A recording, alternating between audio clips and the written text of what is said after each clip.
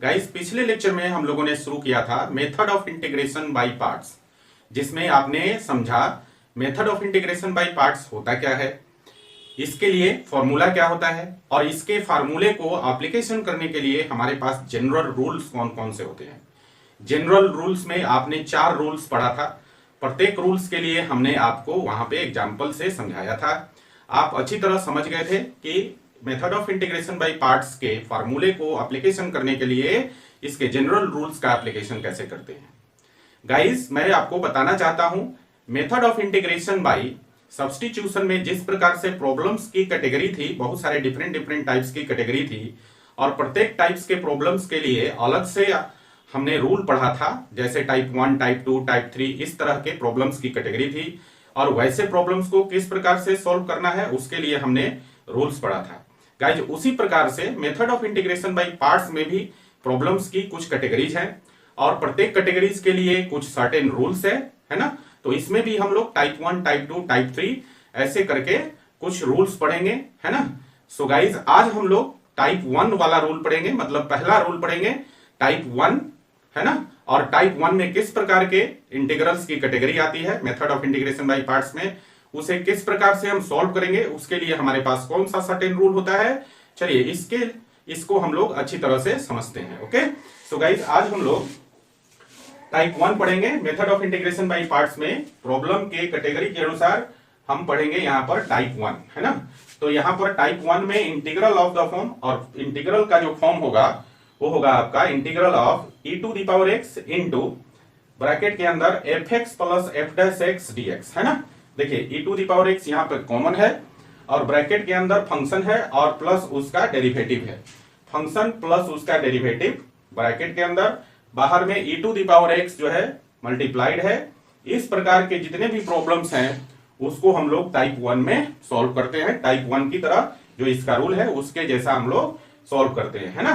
तो चलिए समझते हैं कि इसको हम लोग इस टाइप की इंटीग्रल होंगे तो हम लोग कैसे उसको इंटीग्रेट करेंगे। तो देखिए इसका सॉल्यूशन करने के लिए हम लोग पहले लेट कर लेते हैं i is equal to e to the power x into bracket के अंदर fx plus f dash x dx, है ना।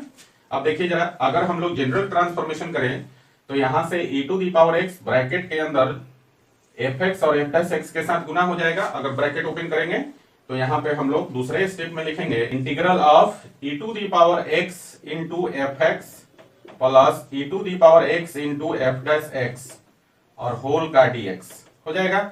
अब हम लोग यहाँ पर इंटीग्रल को प्रत्येक टर्म के साथ डिस्ट्रीब्यूट कर देंगे। तो इसे हम लोग ऐसा लिख सकते हैं integral of e to the power x fx into fx dx और plus integral of e to the power x into f dash x dx देख सकते हैं। अब हम लोग इधर जो डेरिवेटिव वाला पार्ट है इसको एज इट इज छोड़ देंगे और विदाउट डेरिवेटिव वाला मतलब जो फंक्शन वाला पार्ट है इसको हम लोग जो इंटीग्रेशन बाय पार्ट्स का फॉर्मूला होता है उसके अनुसार हम लोग इसको तोड़ेंगे। तो देखिए समझिए, पहले जो पहला फंक्शन है e to the power x ये एक्सपोनेंशियल फंक्शन है और जो दूसरा फंक्शन है fx ये आपका एल्जेब्रिक फंक्शन है। तो आप देखेंगे आइलेट में आप देखेंगे कि एल्जेब्रिक जो है आपका पहले आता है, एक्सपोनेंशियल आपका बाद में आता है। तो यहां पर जो एल्जेब्रिक फंक्शन है वो आपका फर्स्ट फंक्शन u हो जाएगा, है ना। ये आपका u हो जाएगा फर्स्ट फंक्शन और जो यहां पर आपका एक्सपोनेंशियल फंक्शन है ये आपका सेकंड फंक्शन भी हो जाएगा। समझ में आई बात।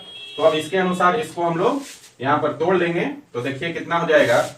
अब ये हो जाएगा आपका फर्स्ट फंक्शन मतलब u और u है आपका fx into integral of second function v और भी है आपका e to the power x dx और माइनस डेरिवेटिव ऑफ u मतलब derivative of fx into integral of v मतलब integral of e to the power x dx और whole का integral हो जाएगा यहाँ पे। क्लियर। तो ये तो आपका जो है इस फर्स्ट टर्म के लिए हो गया। सेकेंड टर्म को आपने एज इट इज लिखना है, ये हो गया आपका plus integral of e to the power x f dash x dx, इसको एज इट इज लिखना है। ठीक है। अब जरा देखिए इसको हम और क्या लिख सकते हैं।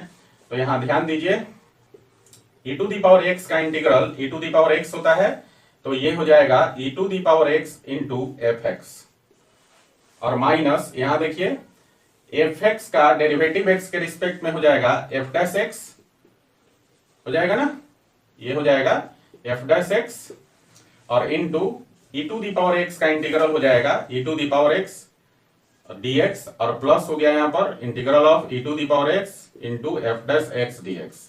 इसको थोड़ा सा अरेंज कर लीजिए एक बार, है ना, तो ये हो जाएगा e to the power x into F x minus integral of e to the power x into f dash x, plus हो जाएगा आपका integral of e to the power x into f dash x dx। Clear.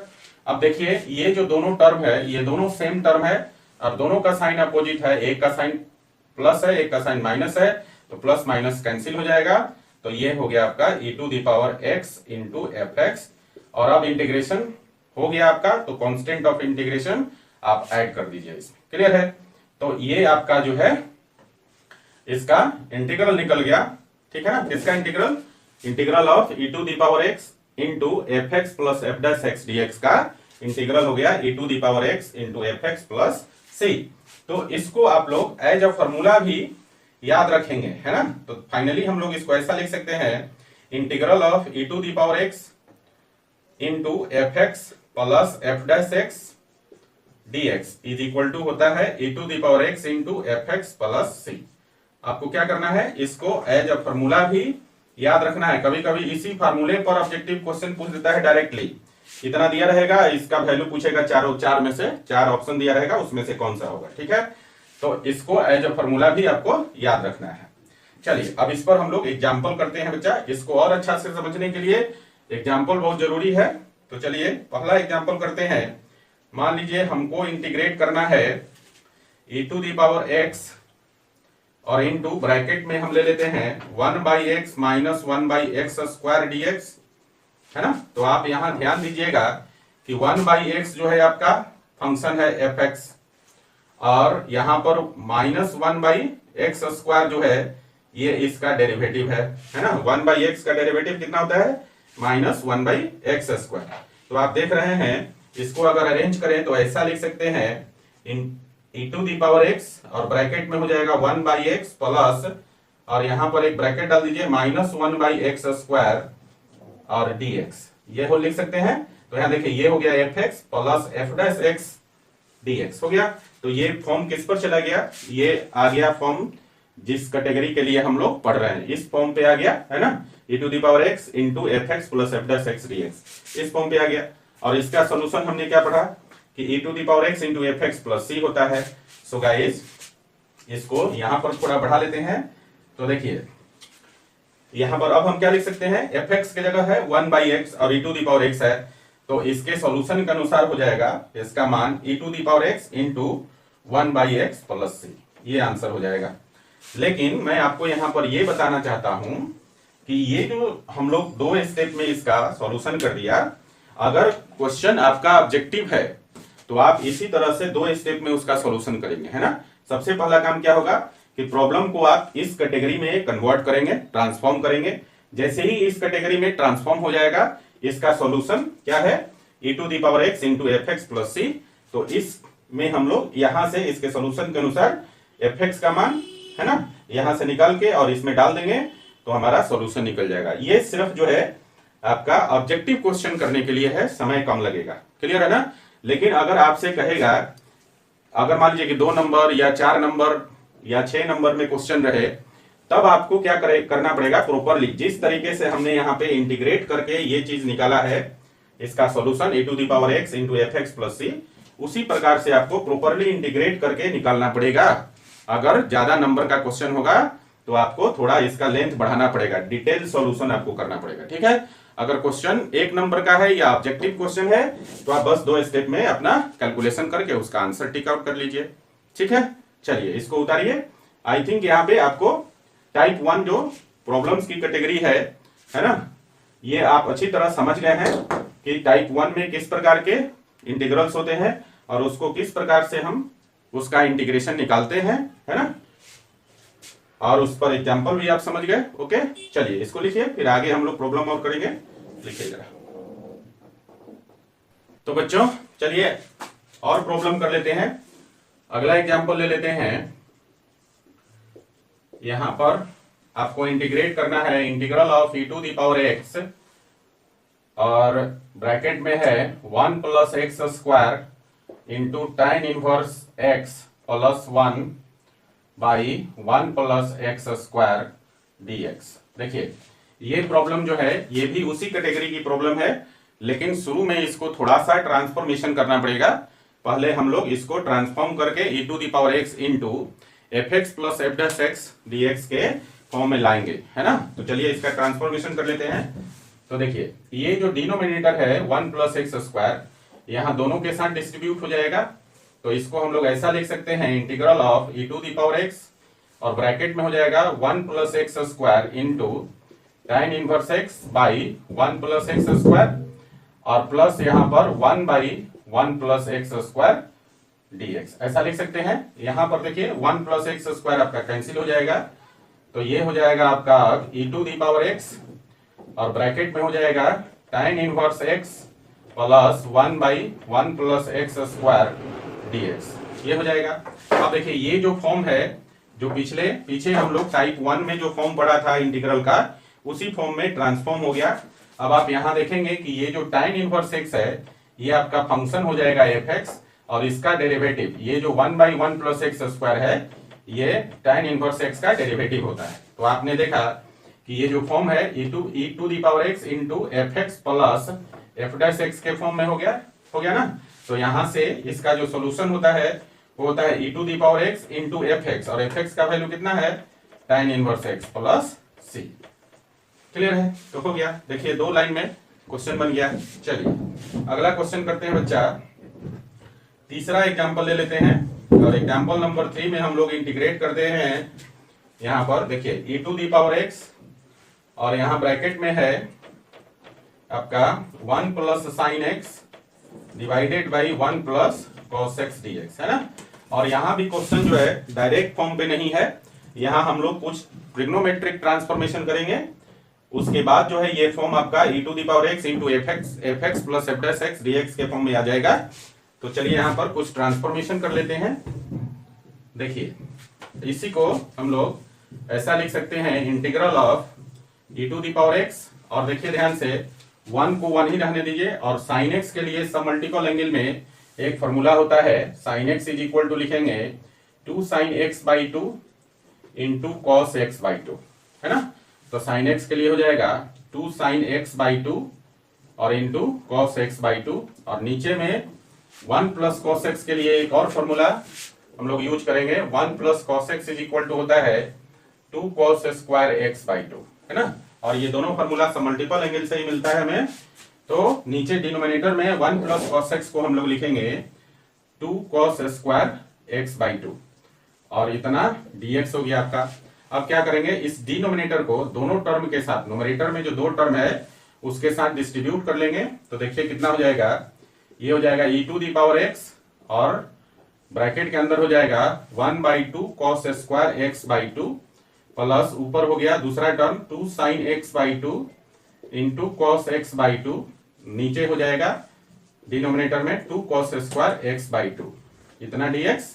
अब देखिए यहाँ पर 1 by cos theta होता है sec theta, तो 1 by cos square x by 2 हो जाएगा सेक स्क्वायर x बाई 2 और 1 बाई 2 तो 2 रहेगा 1 बाई 2 रहेगा और यहाँ पे 2 से 2 कैंसिल हो गया और एक कॉस भी कैंसिल हो जाएगा।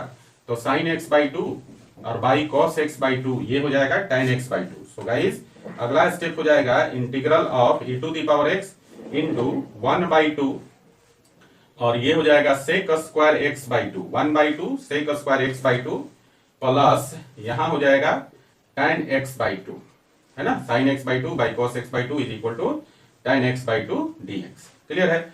अब देखिए यहां ध्यान दीजिए, यहां पर आप देखेंगे कि tan x जो है आपका फंक्शन हो जाएगा f(x) और tan x बाई 2 को आप जब डिफरेंशिएट करेंगे तो इसका डेरिवेटिव हो जाएगा 1 by 2 sec square x by 2। तो 1 by 2 sec square x by 2 हो गया f डैश x का वैल्यू।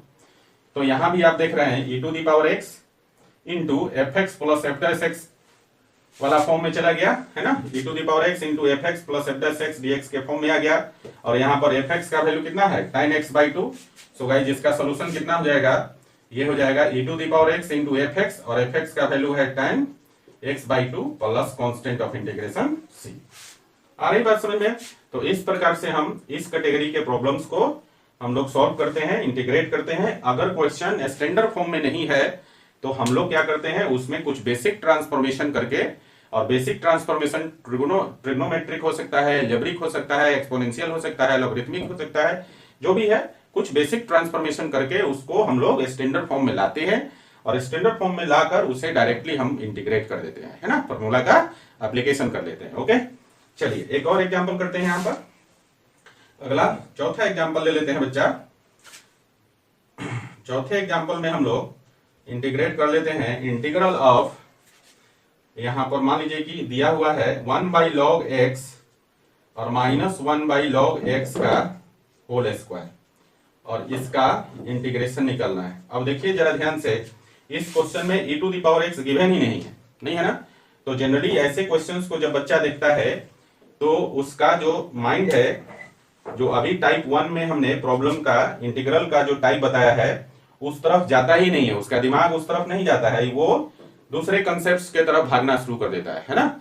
लेकिन यहां पर मैं बता दूं आपको, ये प्रॉब्लम भी उसी टाइप से बनेगा, जो इंटीग्रल का टाइप था उसी टाइप से बनेगा। यहां पर कुछ जो है बेसिक लॉगरिथमिक ट्रांसफॉर्मेशन करेंगे हम लोग, है ना। और जैसे ही हम लोग ट्रांसफॉर्मेशन करेंगे लॉगरिथमिक ट्रांसफॉर्मेशन, ये आपका ट्रांसफॉर्म होके उसी फॉर्म पे चला जाएगा टाइप 1 पर, है ना। और जैसे ही टाइप 1 पे जाएगा हम लोग कॉन्सेप्ट अप्लाई करेंगे, मतलब उस टाइप का जो सॉल्यूशन है कैसे निकालते हैं, है ना, उसका कॉन्सेप्ट अप्लाई करके इसको इंटीग्रेट कर लेंगे। ओके, तो चलिए यहां पर समझते हैं कि कैसे हम लोग इसमें लॉगरिथमिक ट्रांसफॉर्मेशन करके इसको टाइप 1 के कैटेगरी में ले जाए। ठीक है, चलिए यहां पर हम लोग लेट कर लेते हैं कि log x है, और यहां बेस में कुछ भी नहीं है तो आप मान सकते हैं बेस e, और इतना को हम मान लेते हैं t, है ना। अब यहां से देखिए log को जब हम लोग एक्सपोनेंट में बदलते हैं, log को जब हम लोग एक्सपोनेंट में बदलते हैं तो ये हो जाएगा यहां से e to the power t is equal to x, मतलब यहां से आप निकाल सकते हैं x इज इक्वल टू हो जाएगा e to the power t। ठीक है, अब यहां पे 1 को हम लोग डिफरेंशिएट कर लेंगे, यहां पे लिख दीजिए differentiate 1 with respect to x के रिस्पेक्ट में 1 को डिफरेंशिएट कर दीजिए, तो यहां से आपको मिलेगा log x का डेरिवेटिव हो जाएगा 1/x, और t को x के रिस्पेक्ट में करेंगे तो dt/dx हो जाएगा। ठीक है, अब यहां से dx का वैल्यू हम लोग निकाल लेंगे, तो dx का वैल्यू हो जाएगा x dt, और x का मान हम 2 में निकाल चुके हैं, यहां से x का वैल्यू उठा के यहां पर हम लोग डाल देंगे, तो फाइनली dx का मान जो है वो हो जाएगा आपका dx is equal to e to the power t dt। ये आपका थर्ड इक्वेशन हो गया, है ना। अब देखिए यहां पर क्या करेंगे, ये जो गिवन इंटीग्रल था इसमें log x के जगह t रख देंगे और dx के जगह e to the power t dt रख देंगे, तो यही इंटीग्रल अब आपका हो जाएगा। देयरफॉर अब i का जो मान हो जाएगा वो हो जाएगा 1/t और -1/t स्क्वायर, और इनटू dx का वैल्यू हो गया e to the power t dt, है ना।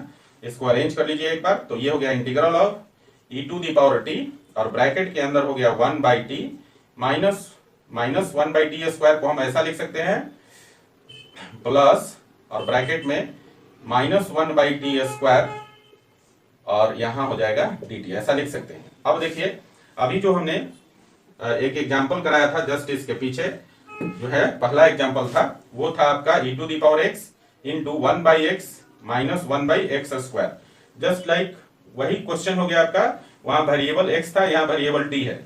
तो आप देख रहे हैं यहाँ पर इस क्वेश्चन में कि जो 1/t है वो आपका फंक्शन है ft, है ना, और 1/t का डेरिवेटिव होता है -1/t स्क्वायर, तो -1/t स्क्वायर क्या हो जाएगा f' हो गया।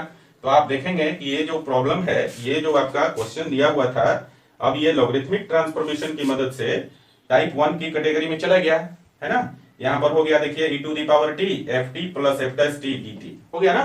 वहां पर होता था e to the power x fx plus f' dx, तो उसी कैटेगरी में चला गया। तो उस प्रॉब्लम के कॉन्सेप्ट के अनुसार इसका मान क्या हो जाएगा e to the power t into ft plus c, तो ये हो जाएगा आपका e to the power t into ft plus C. तो देखिए यहाँ पर e to the power T, e to the power T क्या है, t का वैल्यू हमने क्या माना था, log x, तो ये हो गया आपका e to the power log x हो गया, t का वैल्यू हमने माना था, क्लियर है ना।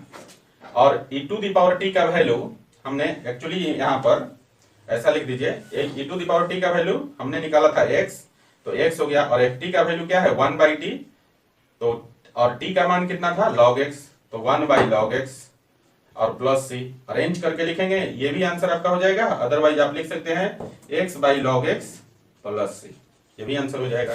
तो आपने देखा कि कुछ क्वेश्चंस ऐसे होते हैं जो देखने में आपको टाइप 1 वाले कैटेगरी में नहीं दिखाई देते हैं, लेकिन जैसे ही उसमें कुछ बेसिक ट्रांसफॉर्मेशन हम लोग करते हैं तो टाइप 1 कैटेगरी में चला जाता है और फिर हम लोग उसको इजीली इंटीग्रेट कर पाते हैं। ओके बच्चों, चलिए यहां पर हमने 3 प्रॉब्लम कराया, सेकंड, थर्ड और फोर्थ, इनको आप लिख लीजिए, फिर और कुछ और प्रॉब्लम्स करेंगे ताकि जो कॉन्सेप्ट है और जो बिगिनिंग में बेसिक ट्रांसफॉर्मेशन है वो आपका क्लियर हो जाए, है ना। चलिए इसको लिखिए। तो बच्चों चलिए कुछ और एग्जाम्पल कर लेते हैं। 4 एग्जाम्पल्स हमने कर लिया, अगला एग्जाम्पल हम करते हैं 5वां एग्जाम्पल, और इसमें आपको इंटीग्रेट करना है integral of x into e to the power x upon 1 plus x to the whole square dx। देखिए यहां भी जो क्वेश्चन है वो आपका डायरेक्ट जो है टाइप 1 के कैटेगरी में नहीं दिखाई दे रहा है, तो यहां भी हम लोग कुछ जो है एल्जेब्रिक बेसिक ट्रांसफॉर्मेशन करेंगे, है ना। तो देखिए यहां पर हम लोग इसको ऐसा लिख सकते हैं e to the power x, और ब्रैकेट में कर लेते हैं ये है x, मतलब x/1 प्लस x का होल स्क्वायर, ऐसा लिख सकते हैं। अब देखिए इसमें क्या ट्रांसफॉर्मेशन करेंगे, ध्यान दीजिए, e टू दी पावर, ये हो गया अगला step, integral of e to the power x into, अब ब्रैकेट में x में हम क्या करते हैं 1 जोड़ देते हैं और 1 घटा देते हैं। ऐसा करने में कोई फर्क नहीं पड़ेगा कि प्लस माइनस 1 यहाँ कैंसिल हो जाएगा, तो बचेगा वही x/1 प्लस x का होल स्क्वायर, यही बचेगा, है ना। प्लस माइनस 1 जोड़ने से कोई फर्क नहीं पड़ेगा, लेकिन ऐसा करने से ये ट्रांसफॉर्म जरूर हो जाएगा जो टाइप 1 की कैटेगरी है ना। तो देखिए यहाँ पर अगले स्टेप में अब लिखेंगे हम लोग इसको e to the power x, और यहाँ देखिए इस डिनोमिनेटर को डिस्ट्रीब्यूट कर दीजिए, तो ये हो जाएगा 1 plus x upon 1 plus x to the whole square, और माइनस हो जाएगा 1/1 plus x to the whole square, ऐसा लिख सकते हैं। अब देखिए यहाँ पर 1 प्लस एक्स जो है एक ऊपर नीचे कट जाएगा, तो बचा कितना, अगला स्टेप हो जाएगा आपका integral of e to the power x into bracket के अंदर 1/1 प्लस एक्स, और माइनस हो गया आपका 1/1 प्लस एक्स का होल स्क्वायर dx, है ना। और इसको एक बार और लिखेंगे हम लोग, तो ये हो जाएगा आपका integral of e to the power x into, और यहाँ हो गया 1/1 प्लस एक्स, और प्लस ब्रैकेट में लिखते हैं माइनस 1 ऐसा लिखें माइनस 1/1 प्लस एक्स का होल स्क्वायर, है ना, dx, ऐसा लिखें। तो आप ध्यान दीजिए, अब यहाँ पर अब ये जो फॉर्म आया ट्रांसफॉर्मेशन के बाद, जो ये फॉर्म दिखाई दे रहा है, ये फॉर्म टाइप 1 वाले कैटेगरी में चला गया आपका, है ना। अब यहाँ ध्यान देने की बात ये है कि ये जो 1/1 प्लस एक्स है ये आपका फंक्शन हो जाएगा fx, और इसका डेरिवेटिव जो है 1/1 प्लस एक्स का डेरिवेटिव होता है माइनस 1/1 प्लस एक्स स्क्वायर, तो ये आपका जो है -1/1 प्लस एक्स का होल स्क्वायर, ये आपका f' हो गया, है ना। और इसके कैटेगरी के अनुसार टाइप 1 के अनुसार इसका सोल्यूशन कितना हो जाएगा, इसका सोल्यूशन हो जाएगा e to the power x into fx, और fx का वैल्यू कितना है 1/1 plus x plus constant of integration c। तो इसको हम लोग अरेंज करके लिखें तो लिख सकते हैं e to the power x/1 plus x plus c। Clear है बच्चा। तो इस प्रकार से हम क्वेश्चन को क्या करते हैं, पहले कुछ बेसिक ट्रांसफॉर्मेशन करते हैं, अगर क्वेश्चन डायरेक्ट फॉर्म में नहीं है तो, है ना, और फिर हम लोग टाइप 1 का जो कॉन्सेप्ट है उसका एप्लीकेशन करके इसे जो है आसानी से इंटीग्रेट कर लेते हैं। ओके, चलिए अगला क्वेश्चन करते हैं बच्चा। अगला क्वेश्चन है एग्जाम्पल नंबर 6 कर लेते हैं। देखिए यहां पर हम लोगों को इंटीग्रेट करना है, यहां पर हम लोग ऐसा करते हैं, ले लेते हैं integral of e to the power x into x plus 2/x+4 का होल स्क्वायर dx, है ना। यहां भी देखिए, यहां भी जो आपको इंटीग्रल का जो फॉर्म दिखाई दे रहा है ये डायरेक्टली टाइप 1 के फॉर्म से मैच नहीं करता है, मतलब यहाँ भी आपको कुछ बेसिक ट्रांसफॉर्मेशन करने की जरूरत है ना। तो चलिए कुछ ट्रांसफॉर्मेशन यहाँ पे कर लेते हैं। देखिए, तो यहाँ अगला स्टेप हो जाएगा आपका e⁴x, और यहाँ पर हम लोग x + 2 को ऐसे लिख सकते हैं x + 4 - 2, और नीचे में x + 4 ही रहने दीजिए का होल स्क्वायर dx, है ना। अब जरा ध्यान दीजिए, इस डिनोमिनेटर को दोनों टर्म के साथ तो डिस्ट्रीब्यूट कर देंगे, तो अगले स्टेप में हो जाएगा इंटीग्रल ऑफ e⁴x इनटू, और देखिए x + 4 में x + 4 से भाग दे देंगे तो 1 बचेगा, और माइनस हो जाएगा 2/x + 4 - 2/x + 4, ये हो जाएगा आपका क्लियर, और होल का स्क्वायर हो जाएगा dx।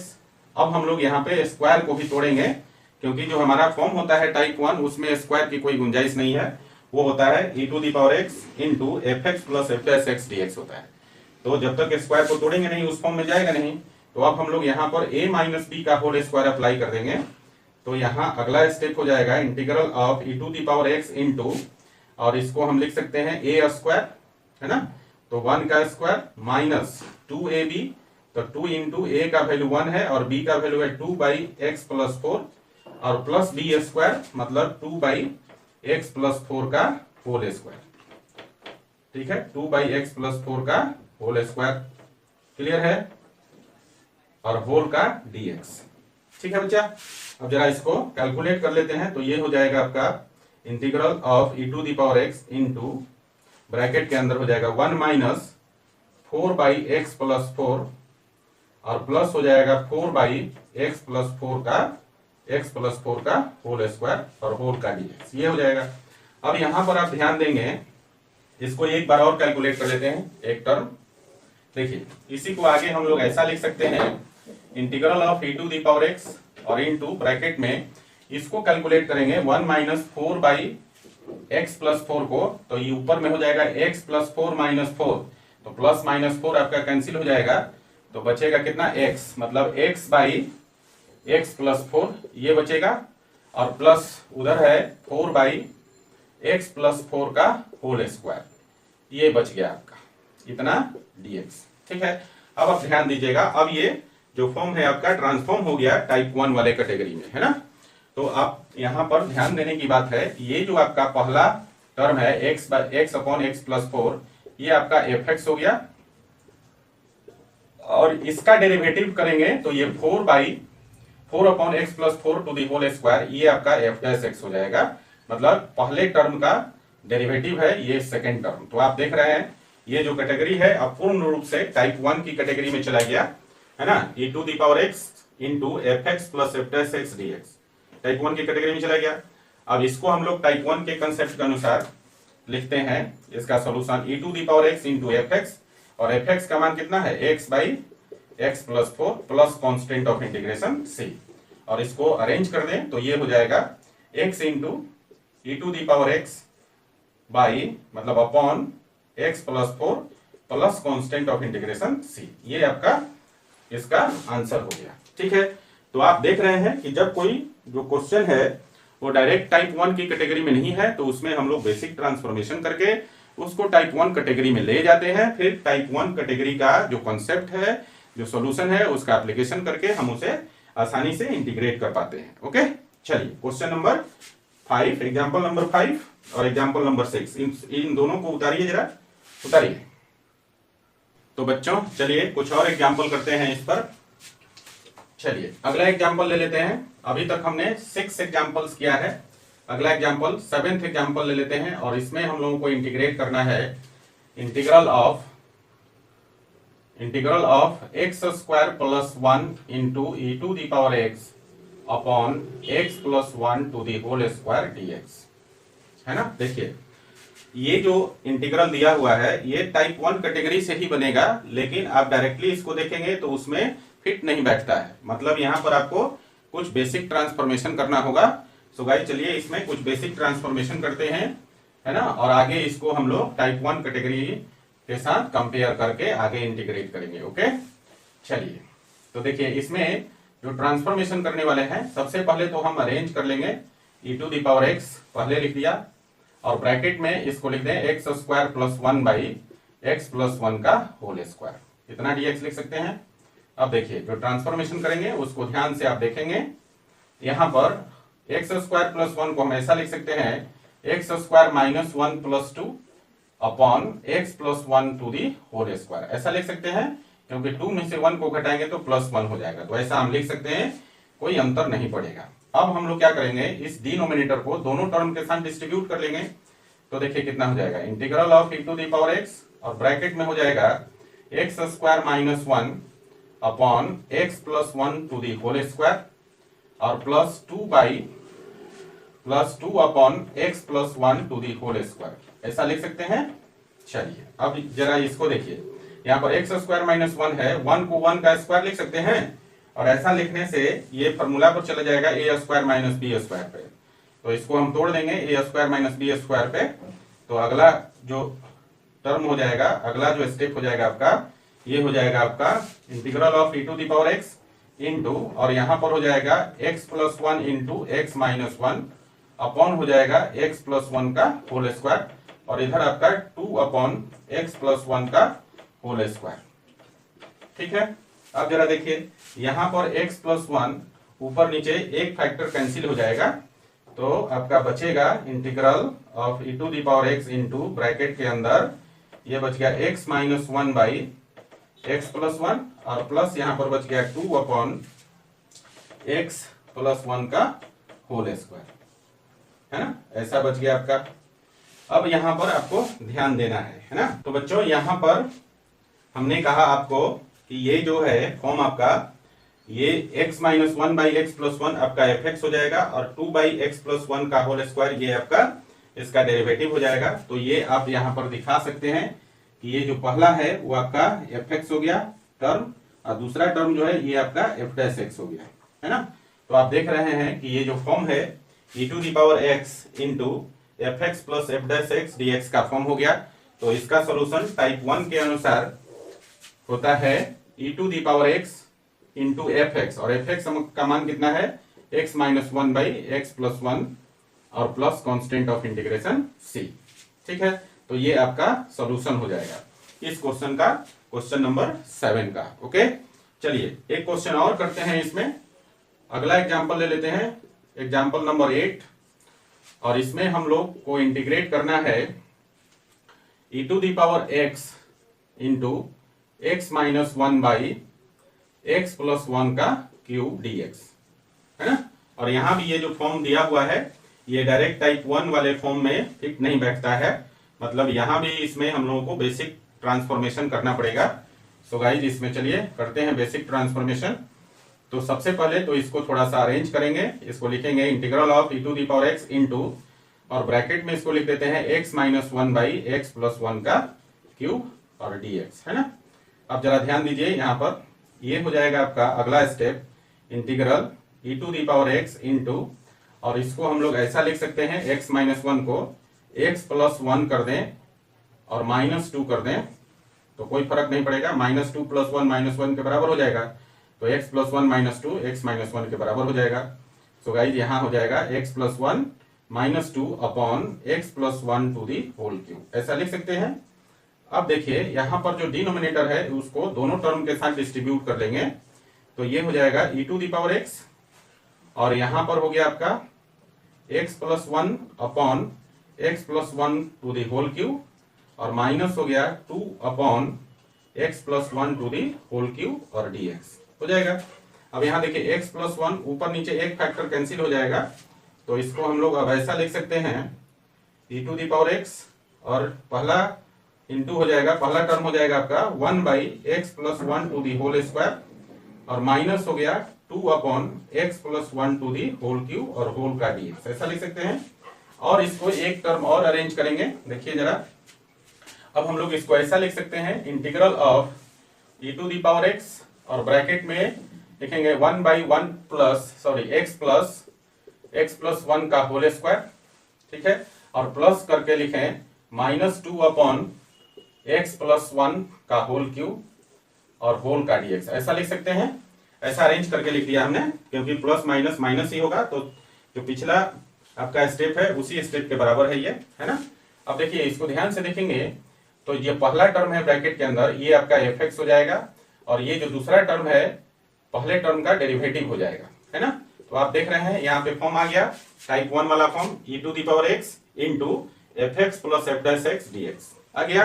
तो पहले कैटेगरी का आपका फॉर्म आ गया, तो उसके अनुसार टाइप 1 के अनुसार इसका सॉल्यूशन होता है e⁻x इंटू fx, और fx का मान है 1/x plus 1 to the whole square plus constant of integration c, और इसको अरेंज कर ले तो लिख सकते हैं e⁻x upon x plus 1 to the whole square plus constant of integration c। ठीक है बच्चों, तो इस तरह से हमने दो क्वेश्चन इसमें बनाया, 7 नंबर और एग्जाम्पल नंबर 8। ठीक है, अब आप अच्छी तरह से समझ गए कि जो टाइप 1 है उसमें प्रॉब्लम का कैटेगरी किस टाइप का होगा, है ना, और उसको हम लोग इंटीग्रेट किस प्रकार से कर पाएंगे। क्लियर है। कुछ प्रॉब्लम्स ऐसे भी मिलेंगे जो डायरेक्टली टाइप 1 कैटेगरी में नहीं होंगे, बट कुछ बेसिक ट्रांसफॉर्मेशन के बाद वो टाइप 1 के कैटेगरी में चले आते हैं, और फिर हम लोग टाइप 1 का कंसेप्ट यूज करके उसे इंटीग्रेट कर लेते हैं। ओके, चलिए इन दोनों को लिखिए जरा। तो बच्चों, अब मैं आप लोगों को कुछ प्रॉब्लम्स जो है होमवर्क के लिए दे रहा हूं। इसमें मैंने 6 प्रॉब्लम्स को सेलेक्ट किया है, 6 क्वेश्चंस हैं जो आपके लिए होमवर्क है, और ये 6 के 6 क्वेश्चन सभी के सभी टाइप 1 कैटेगरी पर बेस्ड है। टाइप 1 रूल जो हमने पढ़ा है उसी पर बेस्ड है ना। इसमें कुछ प्रॉब्लम्स ऐसे हैं जो डायरेक्टली जो है टाइप 1 से बन जाएंगे, टाइप 1 के जो फॉर्म है उसी फॉर्म पर डायरेक्ट बेस्ड है, तो उसको आप डायरेक्ट बना लीजिएगा। कुछ क्वेश्चंस ऐसे हैं जिसमें आपको कुछ बेसिक ट्रांसफॉर्मेशन करना होगा, और इसके लिए हमने बहुत सारे एग्जांपल्स किए अभी, उनकी मदद से, है ना, कुछ कॉन्सेप्ट आपका कॉमन सेंस डेवलप हुआ होगा। तो पीछे जो एग्जांपल्स किए हैं कुछ वहां से आपको हेल्प मिलेगा इनको ट्रांसफॉर्म करने में, है ना। तो कुछ क्वेश्चन जो डायरेक्ट है टाइप 1 पर बेस्ड है उसको तो डायरेक्टली आप बना लेंगे। कुछ क्वेश्चन जिसमें आपको कुछ बेसिक ट्रांसफॉर्मेशन करना है उसे आप पहले बेसिक ट्रांसफॉर्मेशन करके उसको टाइप 1 के कैटेगरी में ले आएंगे, और फिर टाइप 1 का कंसेप्ट लगाकर उसे आप इंटीग्रेट करेंगे। ओके, यहाँ 6 क्वेश्चन है, 1 बाय 1 मैं क्वेश्चन रीड आउट कर दूंगा, उनके सामने मैंने आंसर लिखा हुआ है ना। तो आपको बनाकर आंसर भी उसका चेक करना है कि आपने सही बनाया या गलत बनाया। ओके, चलिए, तो यहाँ पर जो होमवर्क है यह है इवेलुएट द फॉलोइंग इंटीग्रल्स, और इसमें 6 इंटीग्रल्स है। पहला है integral of e⁻x into sine x plus cos x dx, और इसका आंसर इसके ठीक सामने दिया हुआ है। ठीक है, दूसरा है आपका integral of e⁻x into tan x plus sec square x dx, और इसका भी आंसर ठीक इसके सामने है। ओके, नेक्स्ट है third number integral of log x by 1 plus log x to the whole square dx, और इसका भी आंसर ठीक सामने है इसका। अगला है नेक्स्ट फोर्थ नंबर क्वेश्चन है integral of e⁻x into 1 plus x log x upon x dx, है ना, और इसका आंसर है आपका यहाँ ठीक सामने। नेक्स्ट है आपका फिफ्थ नंबर क्वेश्चन, और ये है आपका इंटीग्रल ऑफ e⁻x, और ब्रैकेट में है 1 minus sine x upon 1 minus cos x dx, इसका भी आंसर ठीक सामने दिया हुआ है। और जो लास्ट क्वेश्चन है 6 नंबर, वो है आपका इंटीग्रल ऑफ ब्रैकेट के अंदर है 1 minus x upon 1 plus x square का होल स्क्वायर dx, है ना, और इसका भी आंसर ठीक इसके सामने दिया हुआ है। तो ये 6 प्रॉब्लम्स हैं, इनके ठीक सामने इनका आंसर भी दिया हुआ है। तो आप इन 6 के 6 प्रॉब्लम्स को बनाएंगे, कैसे बनाना है ये मैंने आपको बता दिया, है ना, और बनाने के बाद इसका आंसर भी आप चेक करेंगे कि गलत है या सही है। ठीक है, इसको बनाने से टाइप 1 जो कैटेगरी है, टाइप 1 जो रूल है उसकी अच्छी तरह से प्रैक्टिस हो जाएगी। ओके, तो आप इसे जरूर बनाइएगा बच्चों। तो आज के लेक्चर में यहीं तक, फिर मिलते हैं हम लोग नेक्स्ट लेक्चर में, और ये जो है अपना होमवर्क आप लिख लीजिए। ओके, चलिए लिखिए।